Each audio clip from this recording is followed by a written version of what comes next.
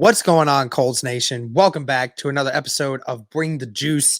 So, guys, Colts owner Jim Irsay recently did an interview with Michelle of ESPN, and they basically were talking about the 2022 season and talking about, things that have gone down, things of that nature, how Irsay feels about all this.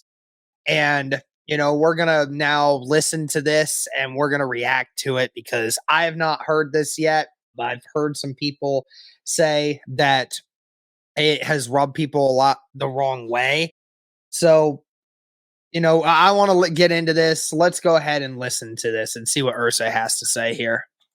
This latest game against the Vikings, what did you take away from that one? I tell you, Michelle, it's really almost impossible what happened. I mean, because 33 points, obviously in the 102-year history of the league, it's never been done.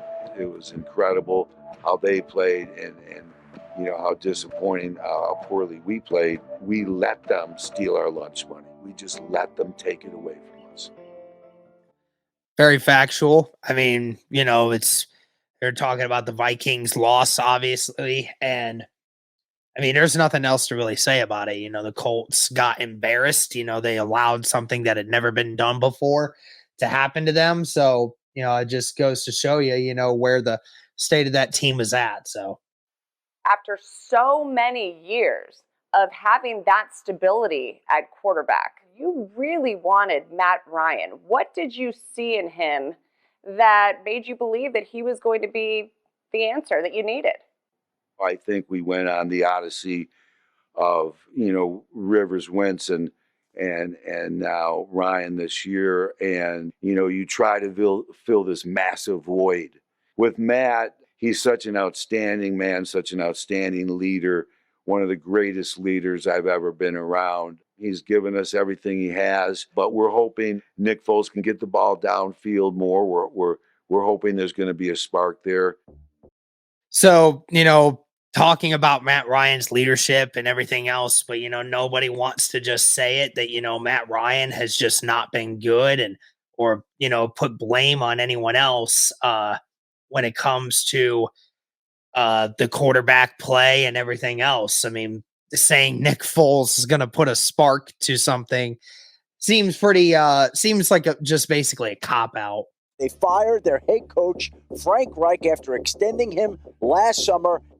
What kind of conversations did you and Frank have leading up to his dismissal? Well, we had multiple conversations. I reluctantly gave Frank an extension sooner than I wanted to. When you see it really, really coming apart, then you realize that you have to make that change.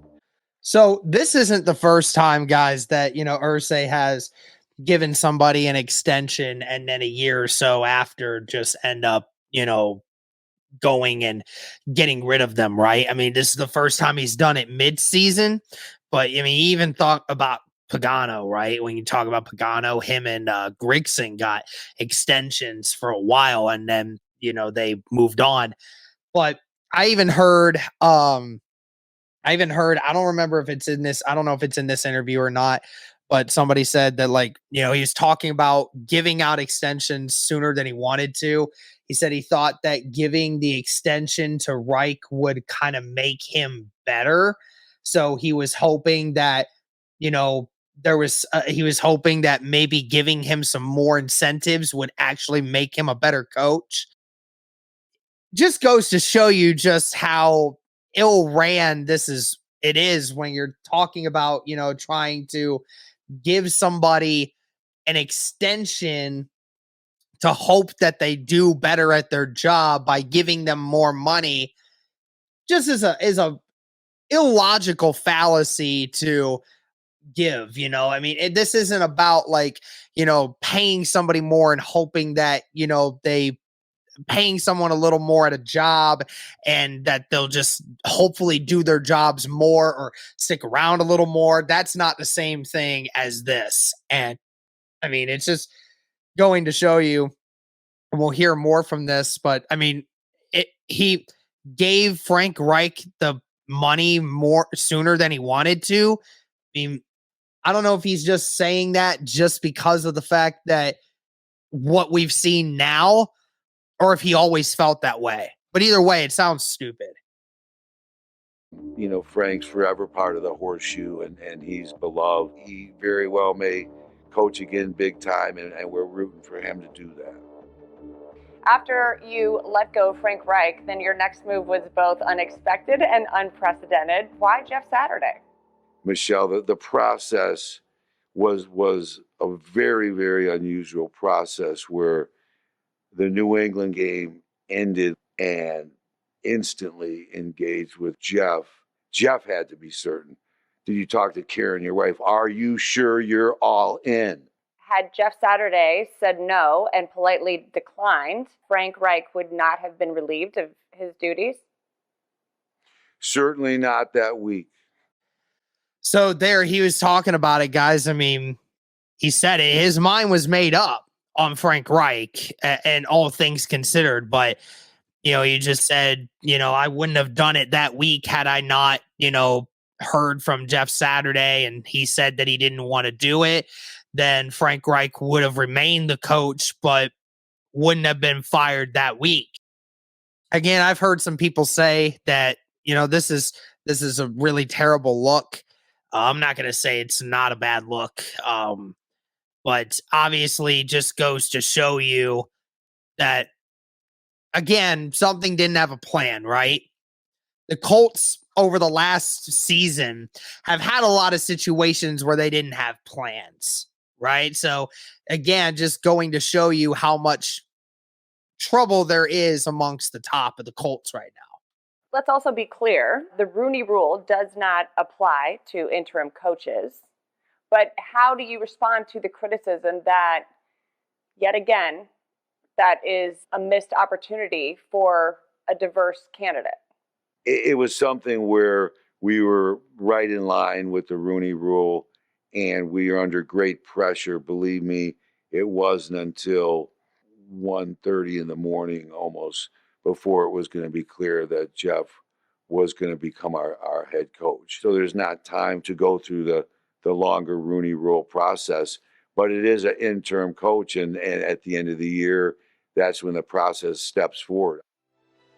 If we're having this conversation in 6 months, you and I get to sit down and chat.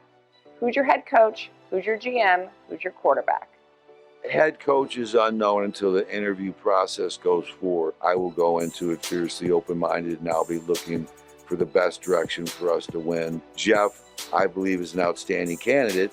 So obviously, he's competitive for that. Chris Ballard will be our general manager, and the quarterback, it's very much up in the air right now on what direction we'll be going. This journey, keeps going, and I'm all in for it. All right, guys. So that is the interview with Colts owner Jim Irsay that he had with ESPN about how things have been going through 2022, a few things, and about the whole head coaching thing, what's going on in the offseason. Again, just certain situation that you just wish that we wouldn't have to be in right now. It really sucks because, again, we're trying to get things figured out here, but clearly there is an issue going on with the Indianapolis Colts and up top as well. So all we can do is, try to keep getting better, try to find the best head coaching candidate possible. And hopefully we, in this draft, get the best quarterback that we can get. And, hopefully in a year or two, things start looking better for the Indianapolis Colts. Just right now, obviously, your owner having to sit down and talk about things that are going on within this organization. Clearly, obviously, some things need to be worked on. So that's going to do it for this one, guys. Let me know your thoughts on this interview and everything else that went on. Thank you so much. And as always, go Colts.